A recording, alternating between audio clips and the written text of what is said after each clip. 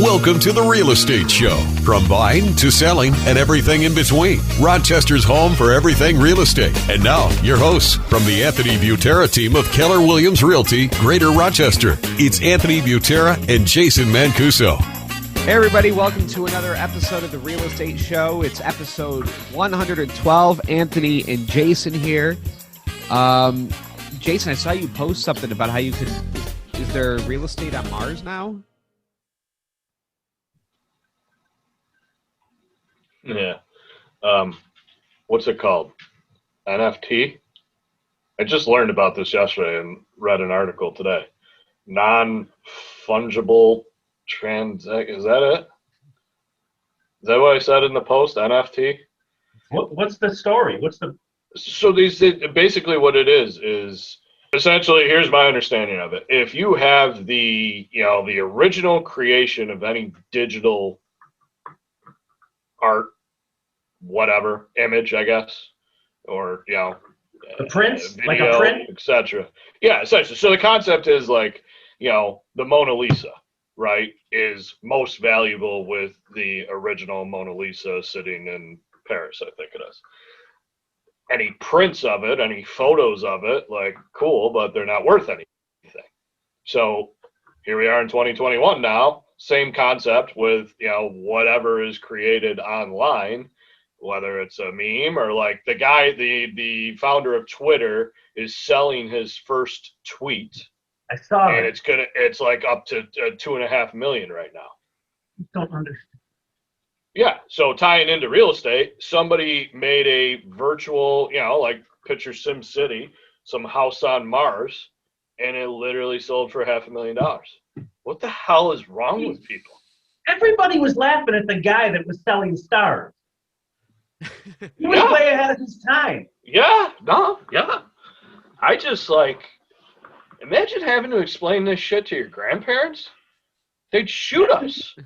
You're done. You're not worthy to live on this planet. You're done. Yeah. Get out. I don't know, guys. Maybe we're missing the opportunity, I guess. Right? I got like 800 Princess Diana Beanie Babies in my closet, ready to sell. This is my big investment. Well, that makes sense. What was it that just made a comeback? Some obsolete freaking old thing. Cubic lights. But yeah, I just I don't know. My post was like, "Congratulations, world, we're officially off the rails." Like, to me, this does it. Not COVID, not whatever happened last year. Everything else this is it. People have that much money to burn that they're going to spend $500,000 on a friggin' video. Well, the fact that it's like a currency, it just blows my mind. I just don't. Man, feeling old. I know, and I think so. So ultimately, here's how this is going to play out. So what? March 18th, 2021, episode 112. We're going to be able to look back at this and be like, we blew it. We missed the boat. We're the idiots. Everybody's living in some made-up world now. Yeah. We're the assholes. Messed up, man. Get off my lawn. All right. Well, I got this article here about there's your audio still, Mark. Really? All right. Yeah. Who we pay you for, dude? Geez. $500,000 a year. We have an audio issue. All right. Could have bought a house on Mars for that. Where'd you get your equipment? The inner loop? Is this better? No. It works. I mean, it's not, but we'll get through it. Yeah, you're not an integral part of the show anyway. We can work around you. There we go. That's how there we you do. go. Is that good? Yeah. That's no, right. But yeah. All right, sorry guys. Now. All right, so we have what's driving the real estate inventory crisis. These 5 trends. I want to go through the trends, see what you guys think. And the first one would be low interest rates, saying that the low interest rates are part of what's actually driving the inventory crisis. Yeah. Major factor. Yeah, and I mean, what it is it leads to the inventory getting scooped up on purchases. The bigger problem, in my opinion, is all the refinancing that's been going on with people just saying, "Screw it, we'll stay put, get a lower rate, lock in a new term, and live happily and on the cheap compared to what we were, preventing the homes coming on the market for sale." And the rate, it causes different reactions because now what we're seeing is, yes, it was a big motivator for people to want to buy because the rates were low. And now it's like it's motivation out of fear because they're starting to see them creep up higher with all signs pointing to them continuing to climb through the rest of this year. Yeah. And what's good is, to my point, like that may limit the refis that create, a little bit of push of inventory. But yeah, that's a huge aspect of what we've been doing in the last couple of years. Like everybody's in a mad rush to buy a home or to refi to take advantage of low rates. Rightfully so. I didn't think about that, Jason, what you just said. That would probably have an effect, right? I mean, when the rates hit the rock bottom, anybody that was considering to refi, they did, right? So you would think that right now you're probably catching the tail end of refi scrambling to grab this lower rate. But that's because like here, not to get too personal, but like I bought the home we live in now in 2015. Our rate was 3.85, I think, which is great. Like we're not planning on going anywhere, and I've looked at refi options, and like it hasn't really made sense. I mean, yeah, there'd be a little bit of an advantage, but not enough to like pull the trigger. So now if rates are 3.25, creeping towards 3.5, if you're at that range, then there's not that much of a point to do it. It's if you got the rate where if you bought way before then, if you're 5-6% and you're still there locked into that term, A, you should have done it a long time ago if you're keeping your home, but B, catch it now while you can. But yeah, I think the majority of people would probably already have done that are in that category. Yeah. To their advantage. All right, so we're looking at 5 reasons that we are looking into an inventory crisis in the real estate market. So this one is about basically how like Airbnb affects it, because the idea was like you buy low, sell high, right? But now if you buy low and there's the opportunity now to have an Airbnb and you can just make money off of it, why would you ever sell your house? You would just move out and now have an Airbnb that you're making some profit off of every month. Yeah, buy low, sell never, right? Yeah, so I don't think that plays into Airbnb in our area. I don't think that's a big factor. You're talking major cities. Yeah, for sure. And I think a lot of people, especially like New York right now, Airbnb and everything just to try and make their mortgage payments, right? Because it's like 30% of the city left in like a 30-day period in 2020. So it's different out there. So Airbnb may be the saving grace for a lot of those people, but here in Rochester, I don't think it plays into it much unless you're talking like Finger Lakes area. Yeah, I was gonna say a lake house. Yeah, right, this one. Yeah, I mean, like just broaden that topic to the rental market, and that's definitely in effect because like especially for our price point here in Rochester, like say you bought your first home 10 years ago, and now you got a ton of equity, and you're looking at it, if you're in a position where it's like you don't need that equity to buy the next home to move on up, it's a means to wealth. Like the more real estate that you own, like, Anthony and I talk about this all the time. What are these properties going to be worth in 20 years? So if you got the home that you bought for 100, it's worth 150 right now, or even 175, if it was that long ago. Like, what's that home worth 20 years from now? It may not be $500,000, but it could be 250.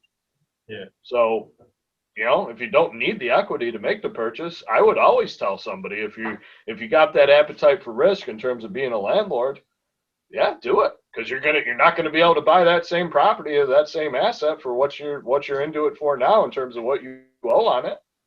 So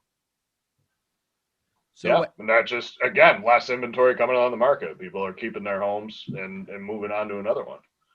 So I know it's I know you're saying it doesn't affect our market as much, but like let's say you do have like a house on the lake in the Finger Lakes, so you got it on Airbnb. Is that something where you have to do everything yourself, or are there companies that kind of take over and it's more of just like an investment for you? They'll find the people, so they pretty much manage it, right? Mhm. They'll find the cleaners. They'll find. I mean, there's layers to it, right? They'll charge you depending on what needs and services that you require. Yeah. I just love that this whole podcast is done with a crime scene. I was just checking. Yeah, what's going on? Oh, just another day in sunny Gates here. I don't know. Yeah, something Hopefully like that. hopefully they're locking down the buildings soon. All right, so we're No, all I'm good. right. The I next think one, the last comment on the Airbnb thing, like Yeah, I yeah. think it's a topic for another show potentially, but like it's going to build here because of the Finger Lakes and all the waterfront properties that are around. Like it's relatively new to this market. I mean, you get these other major markets where there's just a lot of travel into for whether it's pre-COVID business trips or entertainment, and that it's really exploded in the last I would say 5 years. So there's going to be like the management side of it. There's going to be a lot more businesses that pop up as to fill that demand. before we get to the third one, so the inventory crisis that we're looking at, so it's been going on for a few years now. It's been going on for a while. Yeah. Do you see? Is it stable? Is it getting worse? Is it getting better? Like which direction is this whole thing going in Rochester? So I think that, and again, it's think, right? I'm not guaranteeing anything, but we're living in this every day. So what I foresee happening is it's going to be like this for a little while. Now, what's a little while, right? So I feel like it's going to be like this for the next 12 to 18 months. I do feel that as the economy takes a downward move, as the economy suffers, which I genuinely feel that's going to happen, with the market, something's going to have to happen.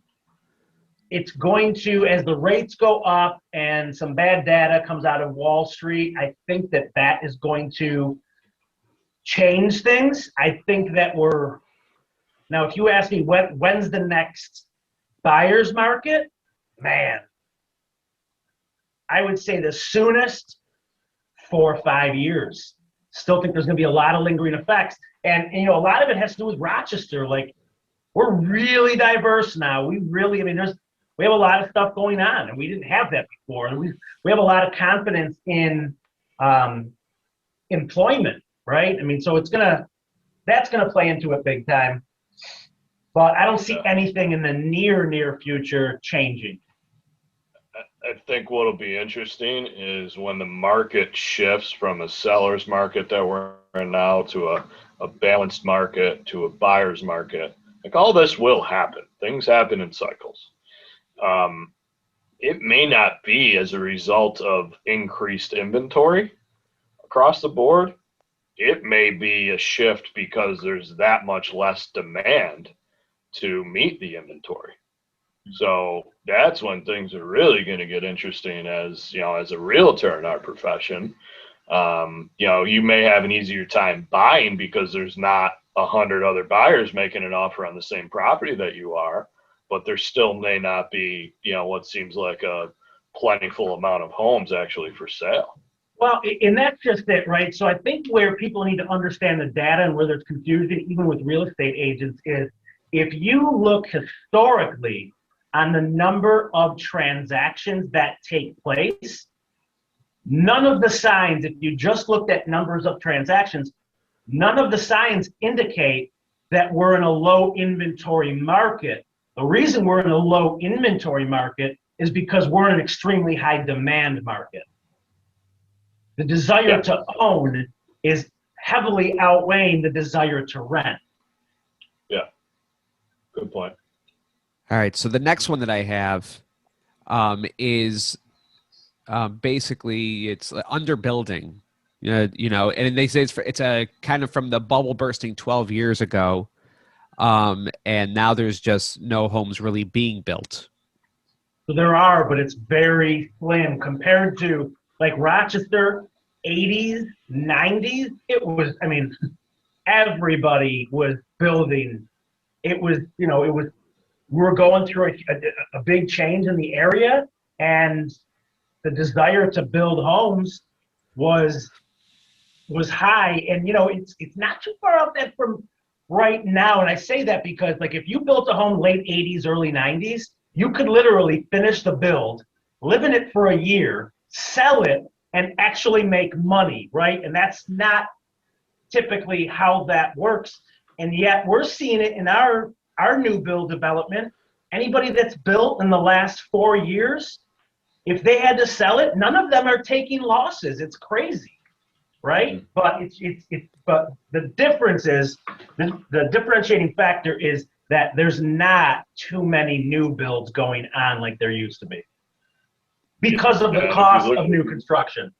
Right, that's it. And if you look at the national data, like even nationally, like Rochester is one case where, you know, not enough to go around because of the building costs, because of the price points that it's then going to be at, and that being, you know, above the median or the average, you know, well above the median or the average for what generally people can afford here because of the taxes, frankly.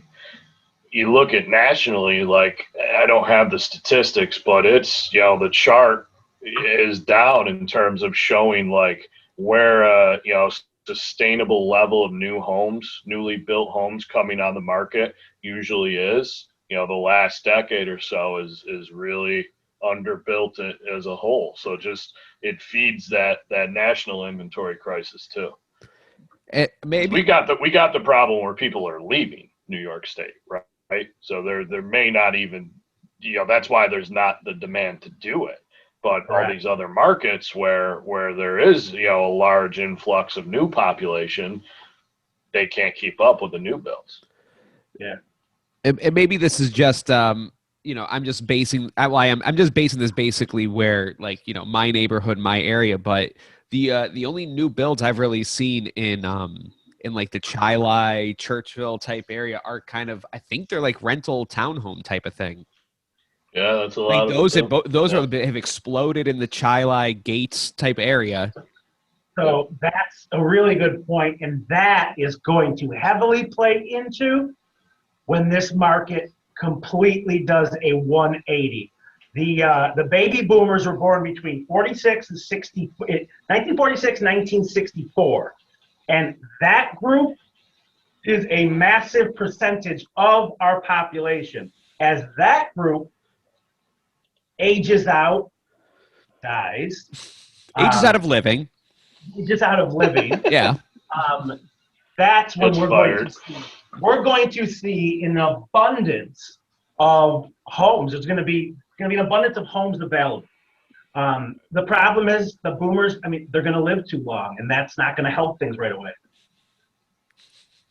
That's always the problem. These people, my parents living way too long. I've been saying that. I hate my father's like 67, runs laps around everybody. All right, let's see. We have the next reason we're going through. What's driving the real estate inventory crisis? And at number 4, they have. I mean, I guess we kind of touched on this. Demographics. It says we're in the millennial area. There are more millennials than any other generation, and this crowd is coming into its peak years for earning and home buying. We have a solid 5 to 10 years of millennial demand in front of us. At the same time, boomers have had inexpensive mortgages for years, and they've held onto their homes much longer than previous generations. Sure. Yeah, kind of what Anthony just touched on in that regard. And then the younger generations, like, you know, the rents are so high as well that, you know, why rent when if you can afford to buy, it's going to be a lot less per month. And now you own an equitable asset. So, yeah, unless they all start buying virtual homes on Mars, which maybe this thing plays out to our advantage. Hey, before you know it, Gen Z, they're going to be the ones buying houses, and all they need is like a little closet, a TikTok camera, do some dances. Just a safe place. Yeah. All right, so I got Can't even keep track. Gen Z is the one under millennial. Gen Z. Yeah, they're like they're like 20s. 18-year-olds, 17-year-olds, things like that. Millennials are old now. Yeah, right. All right, this is the last reason. They say homeowner-focused policy.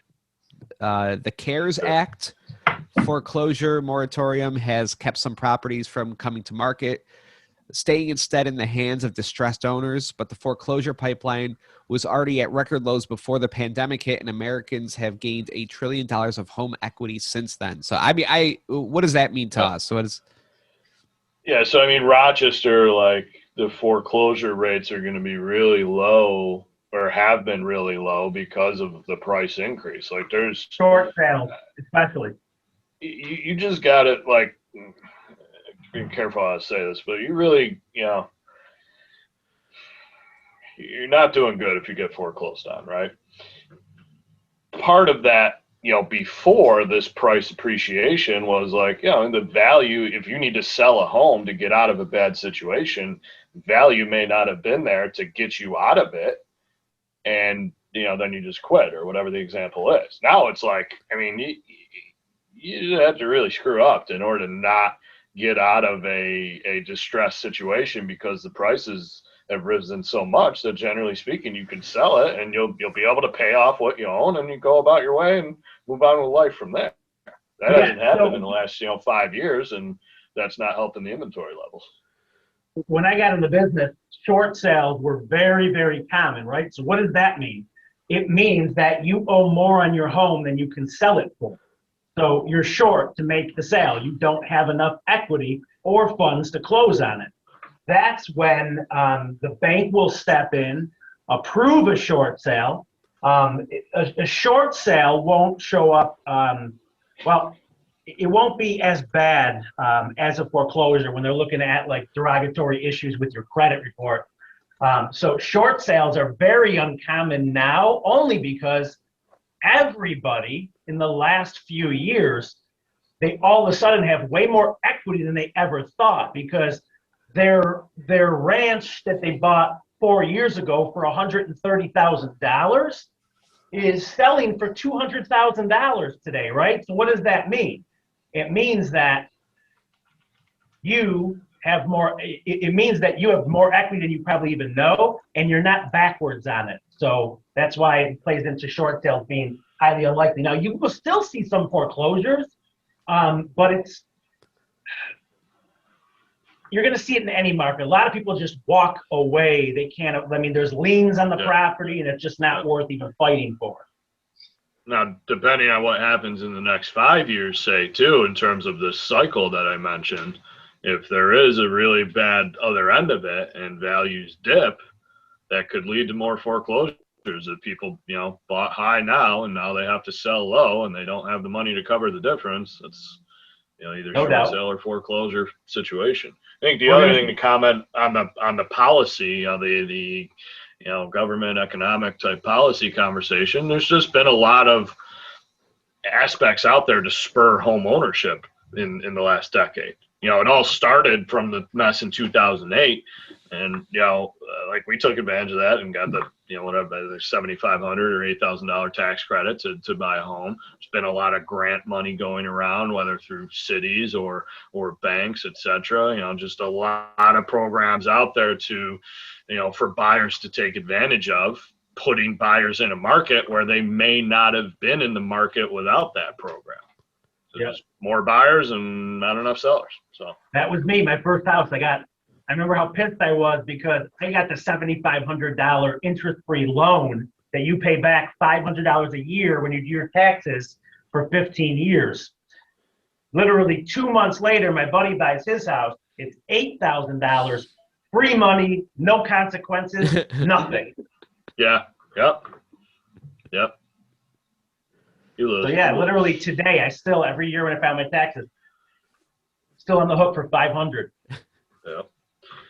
I think this was a good conversation today because we're heading, locally here, we're heading into, it's middle of March. Like we're going into our peak season in terms of people getting out of the woodwork and listing their home for sale. I'm not saying that, this conversation is going to end because of that, but, here's your understanding as to why, we are where we are, at least part of it. Cool. You can check out AnthonyButerraTeam.com, subscribe to the podcast there, follow us on Facebook, and we'll see you next time. Awesome. Thanks, guys. Yeah.